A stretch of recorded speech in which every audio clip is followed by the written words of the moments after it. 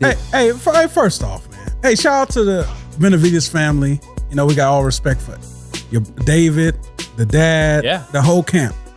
Hey, Jose has been very disrespectful, you know, to my guy Shawn, to the welterweight division, which was basically held for carried by Garcia, Thurman, Porter, and Spence for damn near a decade after Floyd and Manny kind of pulled back. So for you to have so much disrespect for a warrior like Shawn Porter, bro, my man's 2-time world champ. The best thing you ever did was win 12 with Crawford and got knocked out. You should have. I've never been in the ring, but you should have respect for a warrior when you've been in the ring like a warrior.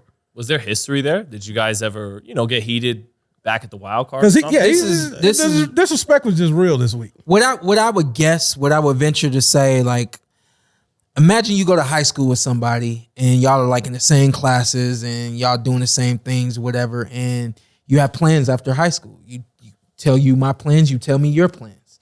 And somehow, some way, we have the same plan. All right, cool, man. I hope you do it. And as soon as I turn my back, champion. No, wait, I'm gonna be. As soon as I turn my back, I'm gonna get there first. I'm gonna do it. Yeah. I'm gonna beat him to it. There was never a conversation or anything like that had between he and I, but I think that sparring that's on YouTube and all that kind of stuff, I think it helped him get the deal that he got, which ended up being a raw ass deal for him and held up his career in a lot of ways. And I think that there's a lot of heartache that's come to him from everything they thought that they were going to do because they were in the ring with someone like me who had sparred with Manny. Then they went on to spar with Manny. All of these things, I think they had high expectations based on one sparring session. And then once that expectation wasn't met, I think that there's some hardness created there from the one person that was your high school friend that you said, hey, I'm going to get there first. And then it doesn't happen for you. You're looking back at that dude like, what? And, there's just some hardness there. You know what I mean? There's some tension there. And I gotta, that's just my impression. That's just what I think. You have a great relationship with David and the dad. I'm good with David. I mean, I haven't seen Jose in that's forever. Why I understand was so much tension behind. Like why? But when we talk about the boxing game, don't forget that if I don't say your name, ain't nobody gonna look at me. Okay.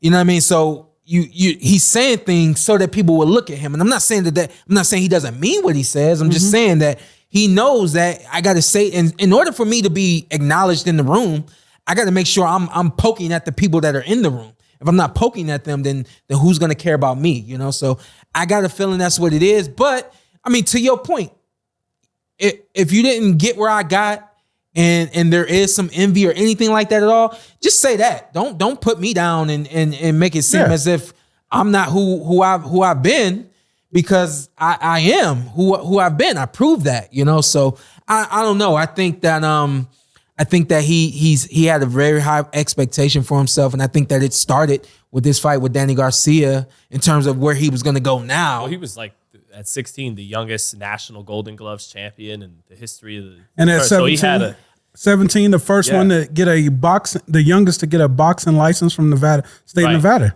Right. So the expectations on him was high. Right. Let me say this. I did not see him as an amateur, but I don't feel like he was a phenom. And they kept saying that on the telecast last night. I don't feel like he was a phenom. Some people did. Well, yeah, but not some people did. Some people did, yeah. But if you're a phenom like Roy Jones was, you would have done it the way Roy Jones did it. If you were a phenom the way SOG was, you would have did it the way SOG did it. If you're a phenom, and of course, but at the end of the day, you're not saying you was a phenom in the amateur. No, not at all. All right, yeah. But at the end of the day, if you're a phenom, and of course you have the right people that can direct you and things like that, you do everything that a phenom is supposed to do.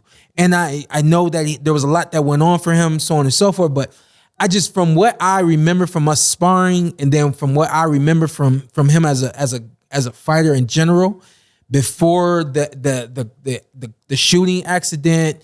And I think that the contract that he had, I think that did a lot to him as well. But I just didn't see phenom out of him. I saw a very good boxer out of him, and there's nothing wrong with that. But I just kept hearing that last night. I'm like, I don't know where y'all got the facts, but I just don't think he was a phenom. I mean, getting a license is just that's getting approval. Like, you contact the right people and, you end up with a license in Las Vegas. I mean, there's nothing beyond making sure the right people are in place to make sure that you get your license. There's nothing beyond that. So, on to Danny. Like, but he was, at that age, he was long.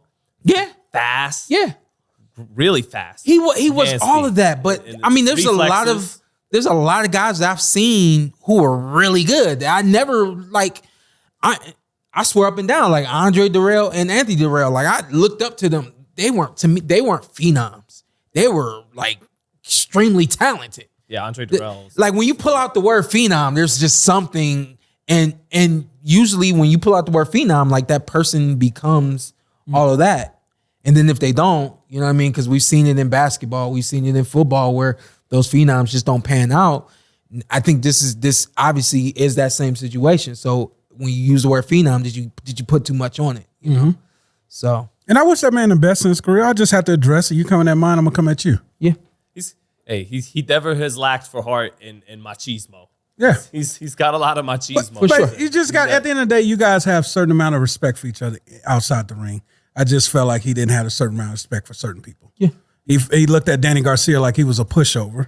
He's saying you lost to Shawn Porter. Shawn Porter was a bum. Come on, man. Yeah. Come on. He's selling the fight. You know what I mean? Like, I get everything, and I feel like we've attacked him. Yeah. And I don't want to attack anybody ever. I just